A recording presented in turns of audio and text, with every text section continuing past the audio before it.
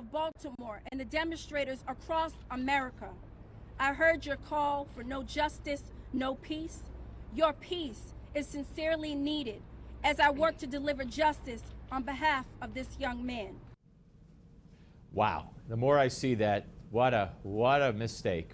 She's a mistake, a big mistake in that position. And there's all kinds of talk about removing her. Joining us now is Heather MacDonald, fellow at the Manhattan Institute, contributing editor for City Journal, and author of a great new book. Folks, you got to get this, The War on Cops, How the New Attack on Law and Order Makes Everyone Less Safe. Hi, Heather. Hey, Steve. Thanks for having me on. Well, it's my pleasure. I mean, you know, I wish we had like an hour, but we don't. So let me get to it. You and I have had this discussion. I'm so excited about this book, and it's so very important. You know, we've seen time after time the riots, the media, and everybody whipping everybody up, the Attorney General of the United States, no matter who or she might be, the President of the United States, and then these cops go on trial, and they're found not guilty. And what is going on in this country? Well, I think the Baltimore trial of these 6 officers in the Freddie Gray case is the very perfect symbol of the Black Lives Matter activists' lies and calumnies. This was a prosecution spawned by the Black Lives Matter movement that says that all cops are racist murderers. And as we've seen, Mosby's case, you quoted her at the beginning of the show, is completely fallen apart. It was based on deceptions. Her prosecutors withheld evidence from the defense. They were acting completely unprofessionally. And unfortunately, it's a little late now to undo the damage that has been done by Mosby and by her supporters in the activist community and indeed in the White House that continue to spread the calumny that policing is fatally racist. It's simply not the case, Steve, as you well know. And do you think that this started, you know, with Ferguson, and or was this something that has been boiling for a while and that just culminated with Ferguson?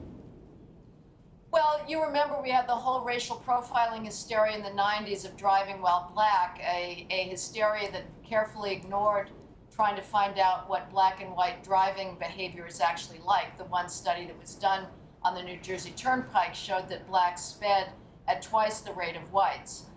So we've had this ridiculous idea that the police are basing their decisions on race rather than behavior for 2 decades now, and we've been talking about alleged police racism for 2 decades in order not to talk about a far more difficult and uncomfortable truth, which is very elevated rates of black crime. But certainly we've seen nothing like the fallout from the Michael Brown shooting hoax, the rise of the Black Lives Matter movement. It's embraced by the media, and above all, it's embraced by the White House. Yep. There's never been a more anti-law enforcement administration in American history. Well, you know, 2 things here. First, that New Jersey Turnpike stuff in the 90s made racial profiling or any kind of profiling into a dirty word, when that's what police do. First of all, you and I do it. Everybody profiles, but police profile based on the description of the assailant, based on statistics, based on likelihood, and that became a racist term. Well, absolutely. If the police have a suspect profile, they're going to go on that. And if they have a detailed behavioral profile, they're going to go on that. What they don't do is simply use race out of the blue with nothing else. They are looking at contextual cues in deciding whether to make a pedestrian stop. And in cars, I mean, the idea is ludicrous that somebody speeding with tinted windows 90 miles an hour at night, the officer can even see the race of that driver. He's going to pull that driver over based on behavior. Race has nothing to do with it. No, I couldn't agree more. And I want to take this now to the continuation. If Hillary Clinton becomes president of the United States, Heather, I believe the war on cops will do nothing other than intensify.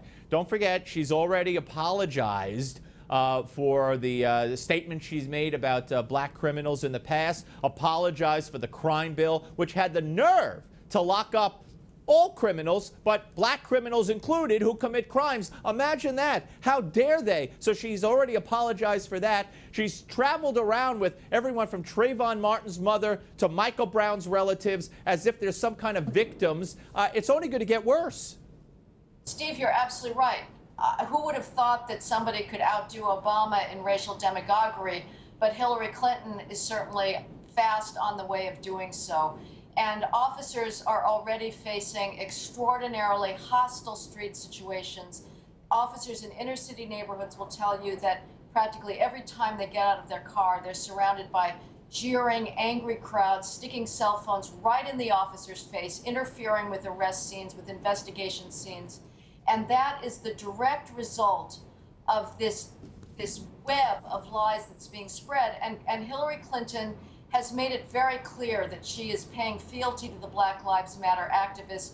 She continues to say, echoing President Obama, that the entire criminal justice system is racist. Yep. Again, that is a lie. So officers today feel, as somebody told me, completely abandoned. Absolutely. Folks, I'm holding the book. I don't often hold the book. You see it on the screen. But I'm holding the book, The War on Cops, by Heather MacDonald. Get it. It's a very, very important book at a very troubled time when it comes to our government supporting law enforcement in this country. Heather, good luck and thank you. Thank you, Steve. I appreciate it.